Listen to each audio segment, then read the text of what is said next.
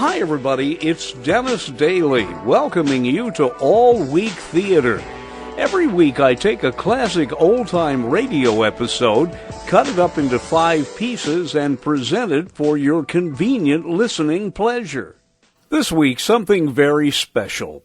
One of the longest-running detective shows in radio was Mr. Keen, Tracer of Lost Persons. It was interesting for a couple of reasons. Although Mr. Keen looked for missing persons in the first couple of episodes, it just became a standard detective show. Secondly, Mr. Keen was an older guy, and there weren't many radio stars in their 60s. And he had an interesting sidekick, a retired Irish policeman named Mike Clancy, who was smarter than he sounded. Now let's enjoy this week's episode of Mr. Keen, Tracer of Lost Persons. Presenting Mr. Keen, Tracer of Lost Persons in The Rented Cottage Murder Case, a new weekly feature on NBC's All-Star Festival of Mystery, Comedy, Music, and Drama.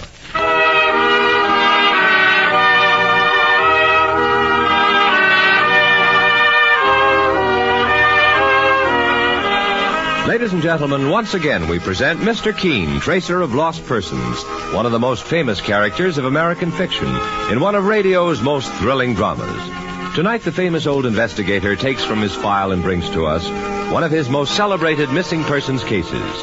Tonight's case is entitled The Rented Cottage.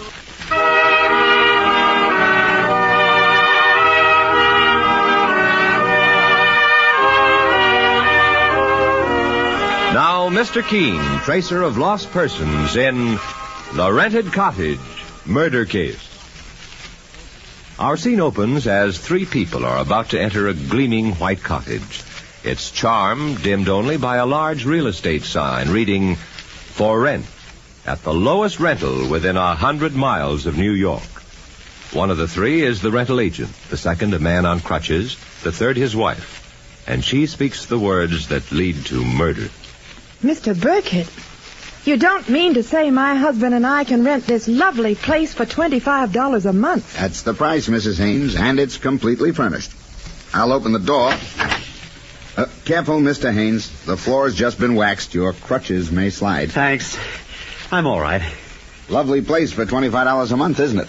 Mr. Burkett, are you sure that's the rent?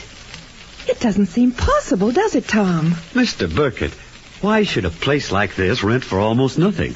From other places my wife and I looked at, this should bring at least $200. You're the 10th couple I've shown it to, Mr. and Mrs. Haynes, but nobody would touch it. They were afraid.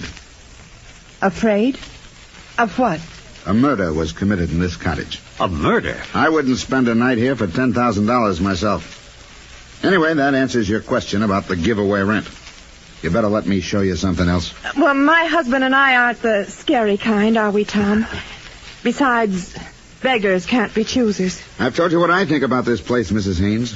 A furnished room somewhere might be safer. Well, what do you think, Tom?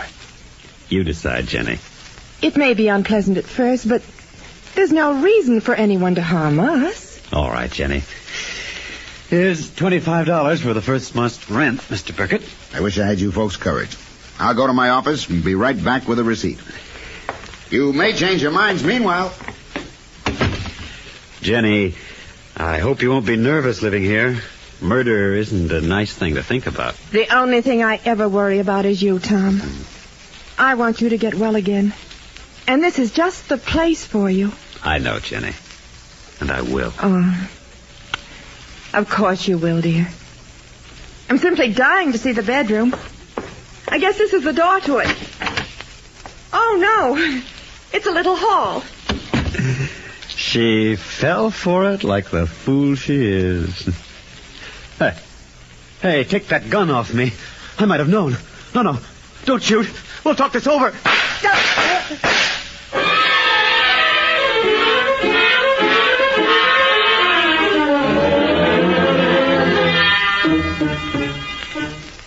Mr. Keen, while I was in the bedroom, my husband Tom was murdered.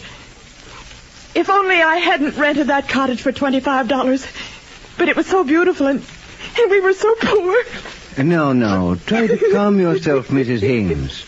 My partner, Mike Clancy, and I can't help you without hearing your complete story. And that we can't, ma'am.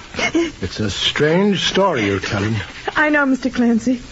But the memory of seeing my husband dead on the floor with his crutches beside him will haunt me the rest of my life. Then your husband was a cripple, Mrs. Haynes? Oh, no, Mr. Keene. Not really a cripple. Tom was a traveling salesman for a large importing company. And early last winter he made a trip to Canada and fell on the ice. He injured his hip so badly he had to use crutches ever since. I see. He was convinced he'd be a cripple for life and never resume his job as salesman again. I tried to convince him otherwise, but just as I thought I was succeeding, his firm discharged him as physically unfit to carry on his work. Well, a cold-blooded lot for a man to be working for, ma'am. Now let Mrs. Haynes go on, Mike. Tom's employers didn't put it just that way, Mr. Keene. They sent him a check for $300 and told him when he got better, they would try to place him in an office job. I see. The money they sent, added to our little savings, didn't make much, Mr. Keene. We were almost at the end of it when we heard of a charming little cottage for rent at $25 a month. And where did you hear about it, Mrs. Haynes? Tom said he saw it advertised, and we went out to see it. And the agent, Mr. Burkett, told you nobody would rent it because a murder had occurred there? Yes, Mr. Keene. And we were foolish enough to take it. Tom gave Mr. Burkett a month's rent. And just after the real estate agent left for his office to make out a receipt, Tom, as I told you, was murdered in cold blood. Mrs. Haynes, you may be sure that Mike Clancy and I will do our best to bring your husband's killer to justice. I knew you would, Mr. Keene. That's why I came to you. If you'll write the address of the cottage on this pad, and Mr. Burkett's address too, Mike and I will go there immediately. So join me next time when I take a classic old-time radio episode and split it up into 5 easy-to-digest pieces, right here on All Week Theater.